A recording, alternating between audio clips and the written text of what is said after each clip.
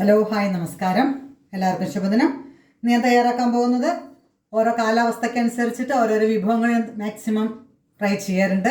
അതിൽ പ്രധാന ഇപ്പോൾ നെല്ലിക്ക കിട്ടുന്ന കാലമാണ്, അതുകൊണ്ട് നെല്ലിക്ക അച്ചാർ.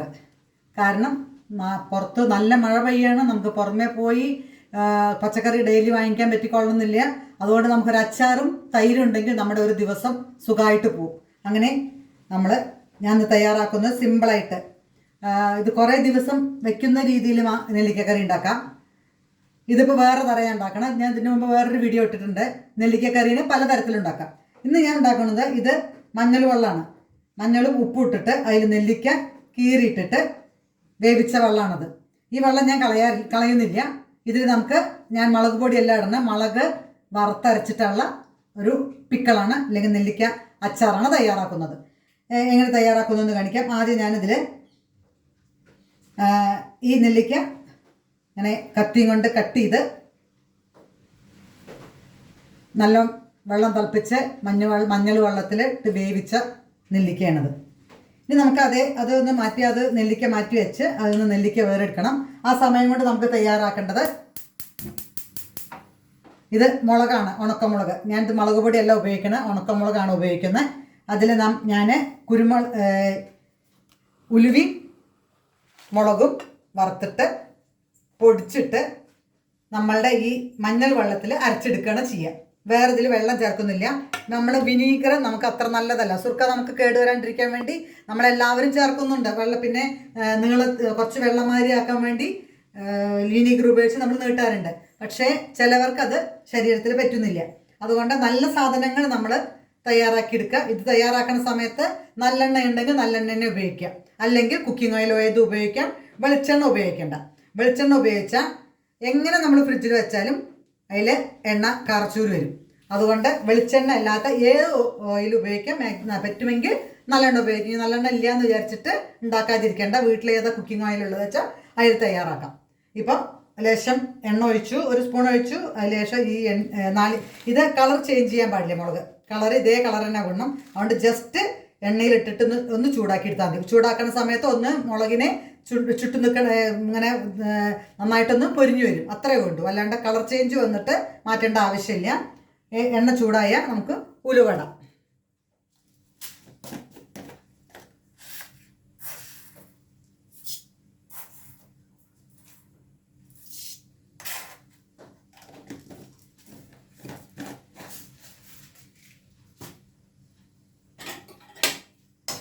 ഉലുവ നന്നായി ചൂടായി ഏകദേശം ആവണ സമയത്ത് മുളകിട്ടിട്ട് എടുക്കാം. കാരണം അധികം നേരം എണ്ണയിൽ നമ്മൾ മുളകിനെ വറുത്തി കളർ ചേഞ്ച് ആക്കണ്ട. കാരണം പെട്ടെന്ന് കളർ ചേഞ്ച് വരും.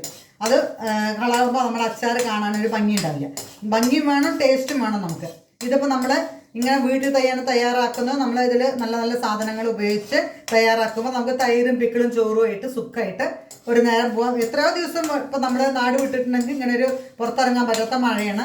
അതുകൊണ്ട് നമുക്ക് പുറത്തൊക്കെ ഇറങ്ങേണ്ട ആവശ്യമില്ല. ഇങ്ങനെ ഒരു അച്ചാറും ഒരു തൈരുണ്ടെങ്കിൽ നമ്മുടെ ചോറും വെച്ചിട്ടുണ്ടെങ്കിൽ നമ്മുടെ കാര്യങ്ങൾ കഴിക്കാം. പിന്നെ നമ്മുടെ നാട് വിട്ട് പോണ കുട്ടികൾക്ക്, അല്ലെങ്കിൽ പഠിക്കുന്ന കുട്ടികൾക്ക് ഇതൊക്കെ ഉണ്ടാക്കി കൊടുത്തയക്കാനും പറ്റും. നമ്മൾ ആ സമയത്ത് നല്ലെണ്ണ ഉപയോഗിക്കണം. ഇത് ഞാൻ നല്ലെണ്ണയാണ് ഉപയോഗിച്ചിരിക്കുന്നത്. കുക്കിംഗ് ഓയിൽ ഉള്ളു വെച്ചാൽ അത് ഉപയോഗിക്കാം, കുഴപ്പമൊന്നുമില്ല. ഇത് ഏകദേശം ചൂടായ നമുക്ക് മുളകിടാം. മുളക് എരിവനുസരിച്ച് കൂട്ടാ കുറയ്ക്കാം. ജസ്റ്റ് ഒന്ന് വറുത്താൽ മതി, കളർ ചേഞ്ച് വരണ്ട. ജസ്റ്റ് ഒന്ന് എണ്ണയിലിട്ട് വരുമ്പോൾ തന്നെ മുളകൊക്കെ ഒന്ന് പൊങ്ങി വരും. ഒരു ലേശം ചൂടുള്ള എണ്ണ ആകുമ്പോൾ തന്നെ അത് പൊങ്ങി വരും.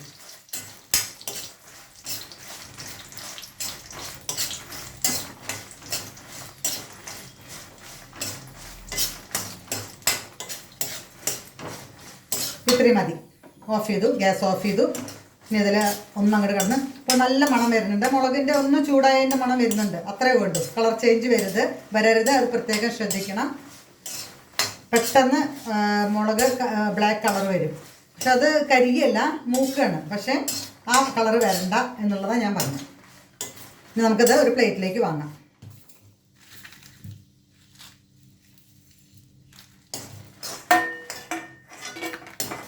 ചീഞ്ചട്ടിയിൽ വെച്ചിട്ടുണ്ടെങ്കിൽ പെട്ടെന്ന് കറുത്ത് വരും.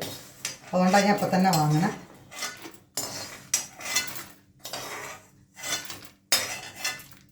ഈ എണ്ണ കളയേണ്ട ആവശ്യമില്ല. നമുക്ക് ഇനി വറവുണ്ട്, ആ വറവിലേക്ക് ഈ എണ്ണ ഉപയോഗിക്കാം.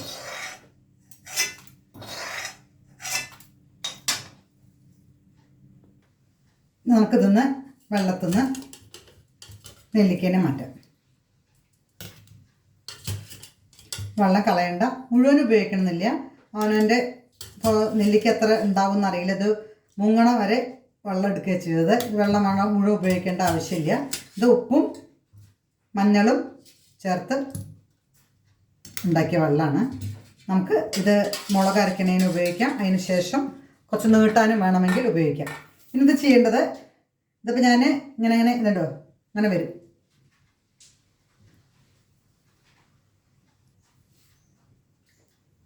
അല്ലികളാക്കി മാറ്റുക.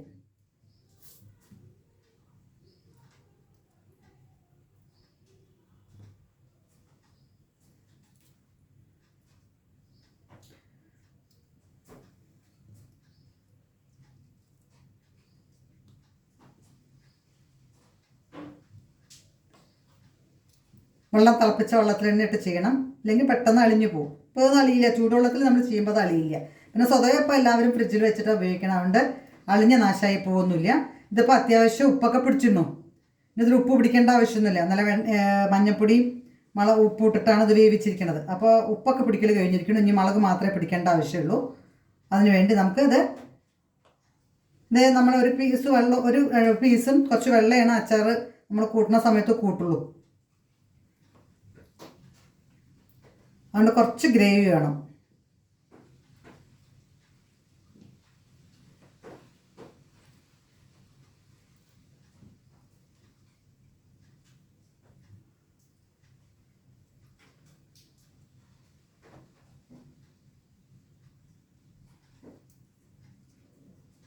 അങ്ങനെയല്ല, അല്ലിയാക്കി വയ്ക്കുക.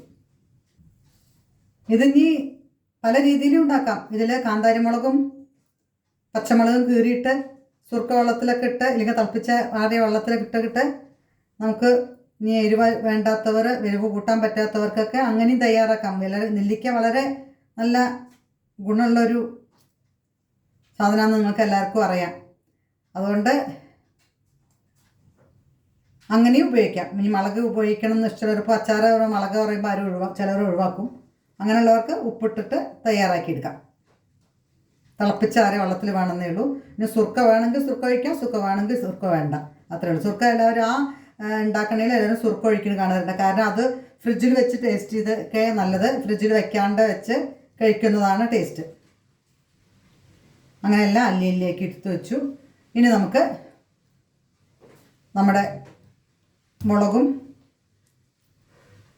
ഉലുവയും നന്നായിട്ട് പൊടിച്ച് മഞ്ഞൾ വെള്ളത്തിൽ അരച്ചെടുക്കാം. നന്നായി അരച്ചെടുത്തു.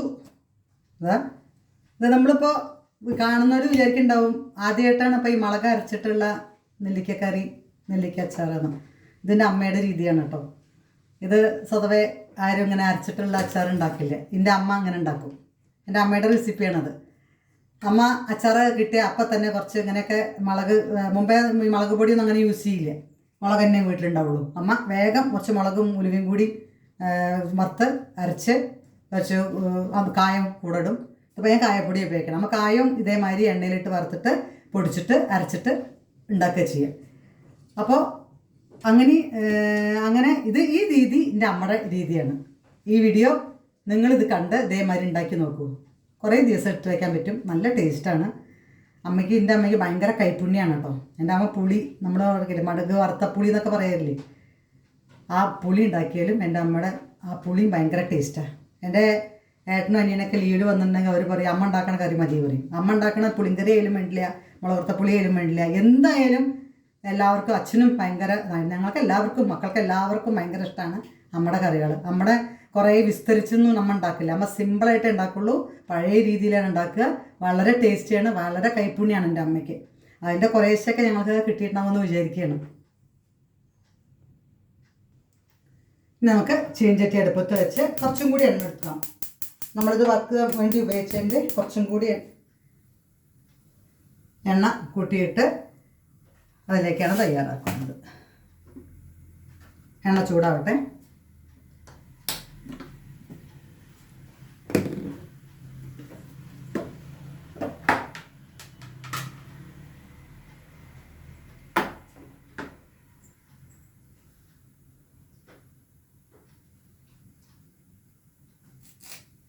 എണ്ണ ചൂടാവട്ടെ കേട്ടോ. അതിന് ശേഷം എണ്ണ ചൂടായി അതിലേക്ക് കുറച്ച് കടുക് ഇടുക.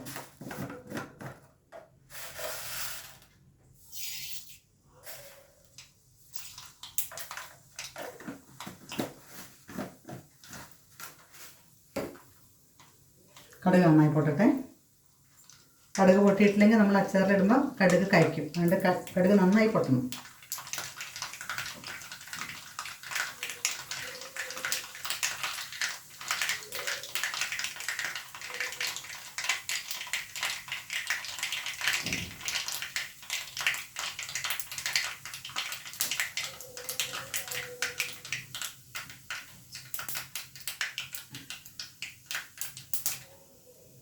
കടുക് പൊട്ടി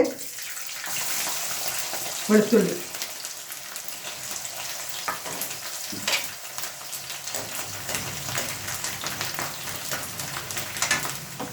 കറിവേപ്പിൻ്റെ ഇല,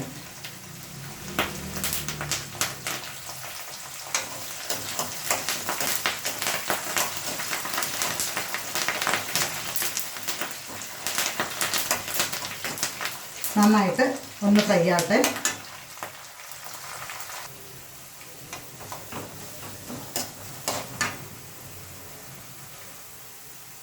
വെളുത്തുള്ളി ഏകദേശമായി. നമുക്ക് ഗ്യാസ് ഓഫ് ചെയ്യാം. ഇനി അധികം തീ കത്തേണ്ട ആവശ്യമില്ല. ഈ എണ്ണയിലുള്ള ചൂടിൽ നമുക്ക് കായപ്പൊടി,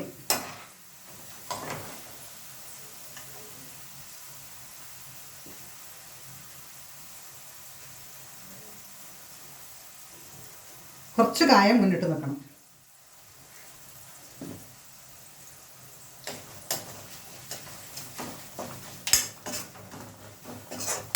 അപ്പോൾ കായപ്പൊടി അഥവാ ഇനി ഇത് നന്നായി മൂത്തിട്ടില്ലെങ്കിൽ വെച്ചിട്ടാണ് എണ്ണയിലിട്ടെടുക്കണേ.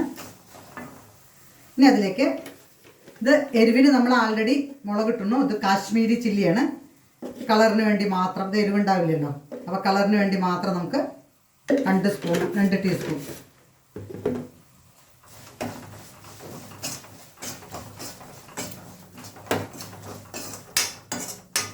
ഇനി എനിക്ക് നെല്ലിക്കയിടും.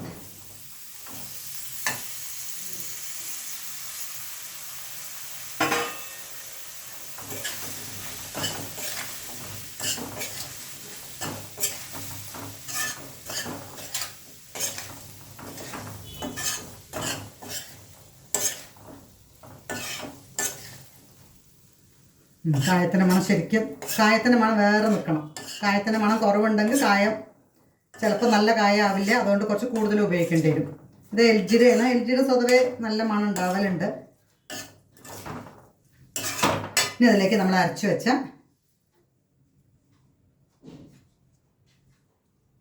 ചേർക്കുക.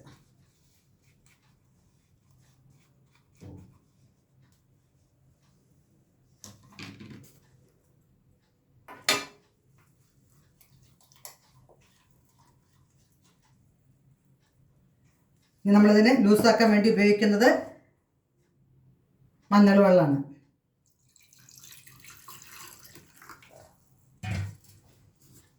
ഇത് കുറച്ച് ലൂസായ തരത്തിലാണ് കറി ഉണ്ടാക്കണേ. ഒരു കഷ്ണം കുറച്ച് വെള്ളവും അങ്ങനെ ഉപയോഗിക്കുന്ന രീതിയിലാക്കി എടുക്കാനാണ്. ഇത് ഇളക്കി നോക്കിയിട്ട് എത്ര ഉണ്ടോ നോക്കാം. അധികം വെള്ളം വേണ്ട.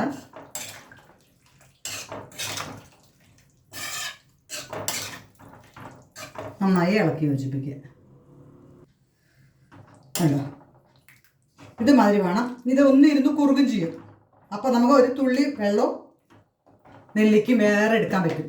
ഇനി അതിലേക്ക് നമുക്ക് ഒന്നുകൂടെ വരെ ഉപ്പിട്ടിട്ടില്ല. ആ വെള്ളത്തിൽ കുറച്ച് ഉപ്പുണ്ടെന്നേ ഉള്ളൂ. വേവാൻ വേണ്ടിയിട്ട് മാത്രം ഇനി അച്ചാറിനുള്ള ഉപ്പിടുക. ഇനി ഒന്ന് തിളപ്പിക്കുക. ഇതേമാതിരി ഒന്ന് തിളച്ചു. ഇനി ഇത് ഓഫ് ചെയ്യാം. ഈ സമയത്ത് നമുക്ക് നോക്കാം എന്തെങ്കിലും കുറവുണ്ടോയെന്ന്. വണ്ടർഫുൾ, നല്ല അടിപൊളി ടേസ്റ്റ് ആയിട്ടുള്ള അച്ചാറാണ് കേട്ടോ. ഉണ്ടാക്കണേ. എല്ലാവരുടെയും സപ്പോർട്ടും പ്രതീക്ഷിക്കുന്നു. Okay, by.